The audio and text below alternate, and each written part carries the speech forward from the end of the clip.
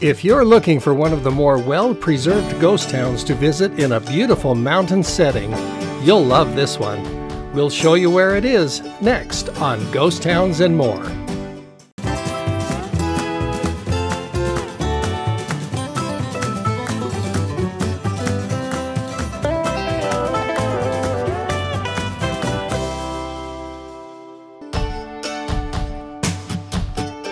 Today's visit takes us to a gorgeous forested area located in the Garnet mountain range in western Montana.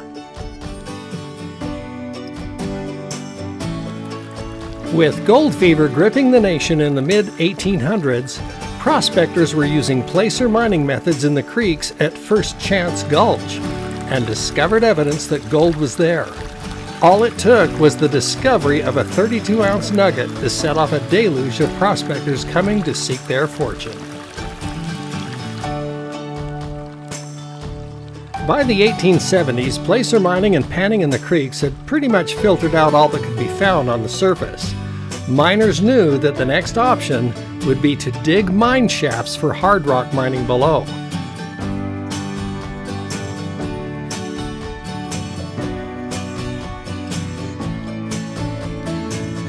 But there was just one problem. Because of the location of the new settlement high in the mountains, there weren't any adequate roads for all the heavy equipment to be brought in, a problem that would hinder mining efforts for another 20 years.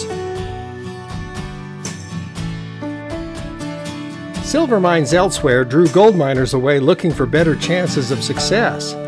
But there were other visionaries like Samuel Ritchie who knew the area was plentiful in gold-bearing quartz and stayed on.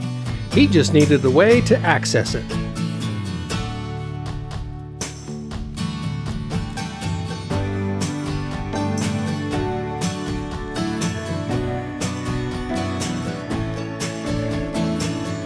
When the incentive to mine silver was removed by the repeal of the Sherman Silver Purchase Act in 1893, miners shifted their focus back to gold mining as a possible alternative.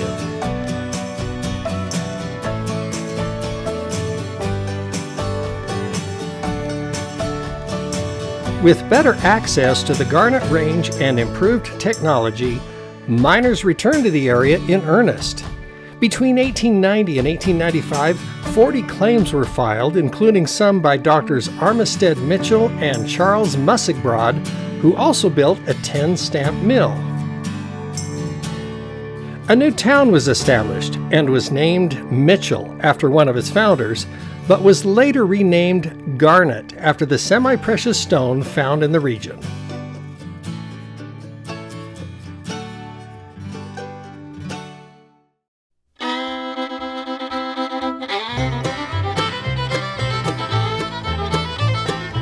Samuel Ritchie's visionary foresight was handsomely rewarded when an abundant ore vein was discovered in his Nancy Hanks mine, named after Abraham Lincoln's mother. This set off a typical boom that started rapid growth of the new town in 1895.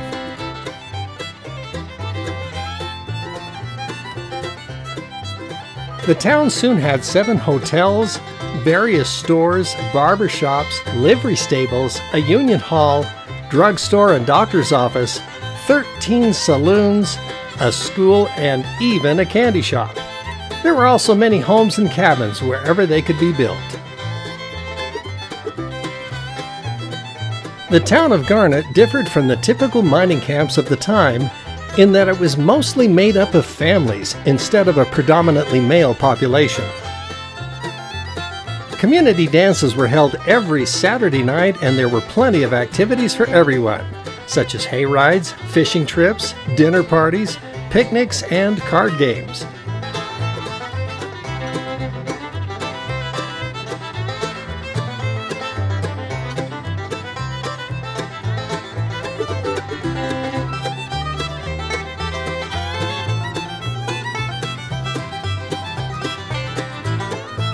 During winter months, residents enjoyed skiing and sledding parties. Life there was good.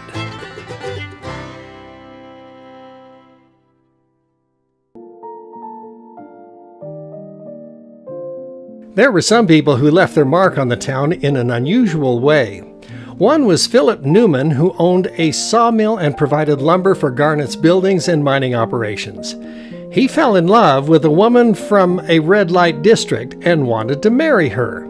He wanted her so much that he built a house in Garnet that local residents referred to as the Gingerbread House. He even went so far as to haul a nice piano to the home, then purchased a new majestic range stove that was hauled up the steep grades from Missoula. Just before completion of this dream house for her, she boarded a stage for Helena and never returned.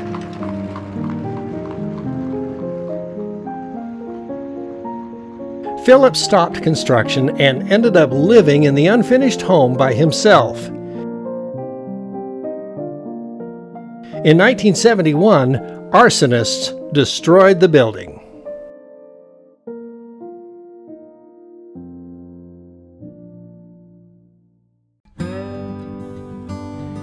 As with most all mining boom towns, Garnet had a relatively short lifespan. The more accessible gold veins played out, and deeper mine shafts were too expensive to maintain, and by 1900 the decline set in. According to one source, Samuel Ritchie had extracted about $690,000 in gold from his mine alone. Others continued working after most of the mines were abandoned in 1905. In 1912, a devastating fire that started in a saloon destroyed most of the commercial buildings in the town. Garnet never fully recovered after that. Those who hung on raised the collective amount of extracted gold to over an estimated $1 million by 1917.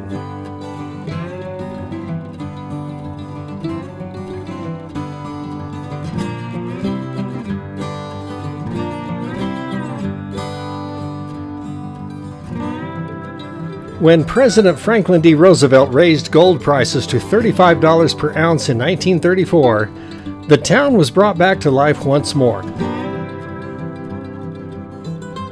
But not for long. With the onset of World War II in 1939, the population plunged again. Restrictions on the use of dynamite for blasting made mining almost impossible. By 1942, the post office closed for good. The last of all mining attempts ended about 1960.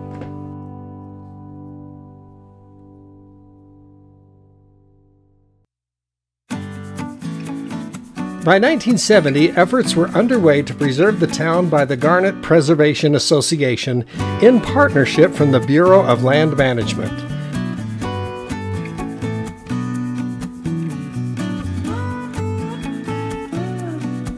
Many from the public donated artifacts. Visitors today can enjoy walking through the town site to see about 24 buildings in one of the best preserved, non-commercialized ghost towns in Montana.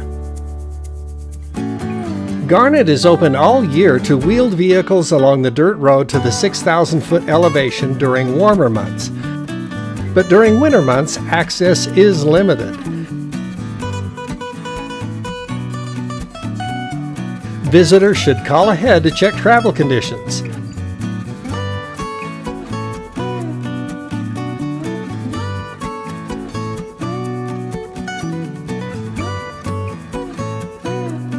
There is a visitor center, interpretive signs, and self-guided trails, making an ideal destination on your list of historical ghost towns to visit.